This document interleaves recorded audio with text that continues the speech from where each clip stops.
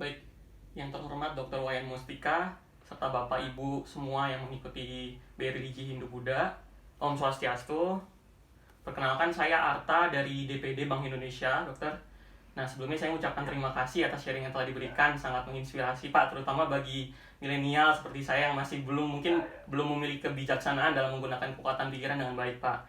Nah, pertanyaan dari saya, biar bisa diaplikasikan secara real nih Pak, milenial biasanya kan diidentikan dengan kata ketidaksabaran Pak.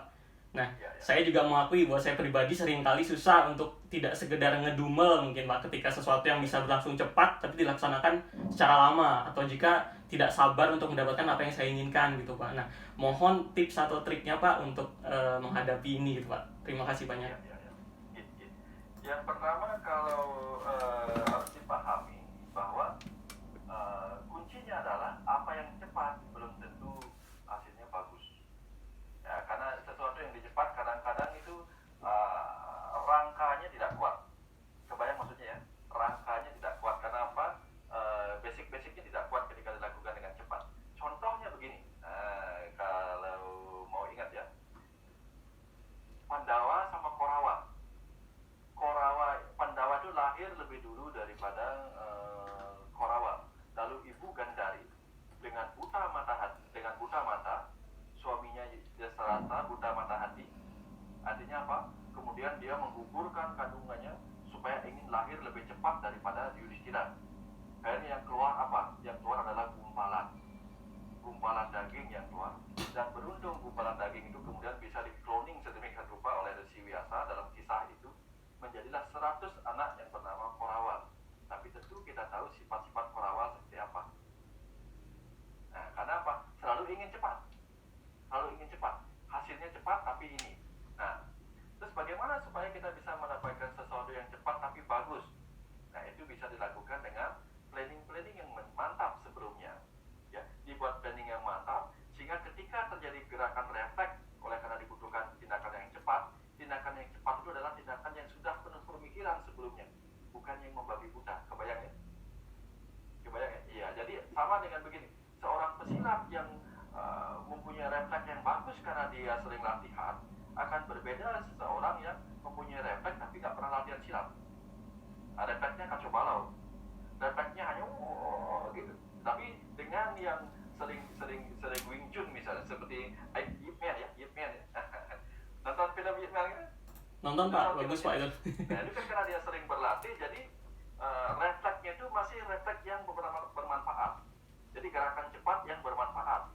Tapi yang tidak pernah latihan, yang muncul adalah gerakan cepat yang tidak beraturan, yang tidak bermanfaat. Nah, orang-orang milenial itu dengan kecerdasan pikirannya mampu mempersiapkan plan A, plan B, plan C, dan seterusnya. Jadi begitu misalnya plan A tidak berhasil, dia harus menggunakan plan B, tapi dia sudah mempunyai plan B yang terpikirkan jauh-jauh hari sebelumnya. Kebayangin.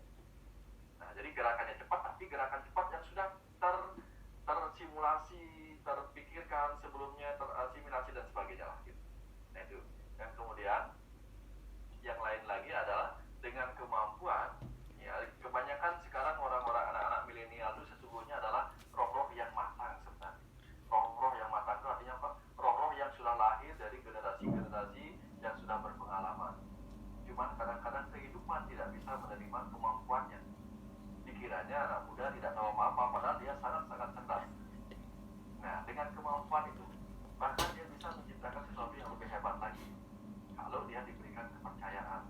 Makanya anak muda itu harusnya diberikan kepercayaan, tapi dibimbing supaya mampu menggunakan kekuatan pikirannya untuk mempersiapkan plan A, plan B, lalu membangun imajinasi sedemikian rupa. Karena apa? Satu, kecerdasan intelektual dia sudah mempunyai basic. Artinya apa?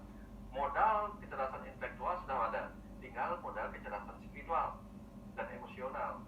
Kalau yang dulu, kebanyakan orang-orang dulu tidak mempunyai bekal yang memadai di kecerdasan intelektual, sehingga butuh waktu belajar yang gitu lagi.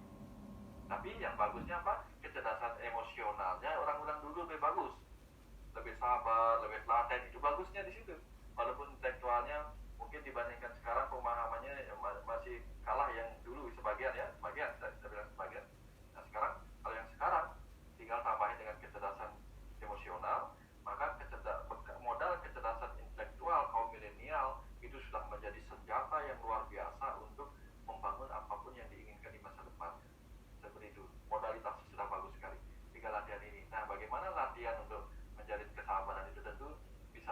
meditasi, bisa lewat latihan pranayama, narik nafas, kemudian berlatih untuk tidak bereaksi berlebihan, langsung pengendalian diri, gitu. Itu contoh. Kalau ada apa-apa segera berlatih mengendalikan diri. Itu latihan kesabaran.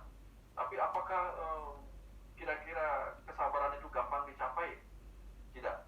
Kalau kesabaran gampang diraih, tentu semua orang tidak perlu berlatih. Karena susah diraih lah, maka dia butuh latihan. Sehingga bukan hanya orang milenial, orang-orang lebih tua saja usianya, seperti saya saja masih berlatih terus-menerus kesabaran. Terus-menerus. Tidak ada pernah kita lulus kesabaran dan 100% tidak pernah. Akan ada saatnya kesabaran kita jatuh. Cuman orang-orang belajar spiritual, begitu kesabarannya hilang, dia cepat mendapatkannya kembali. Gitu. Dia tidak menjadikan kebencian sebagai dendam. Gitu aja. Ya, kebayang ya? Iya, terima kasih Pak. Akan itu.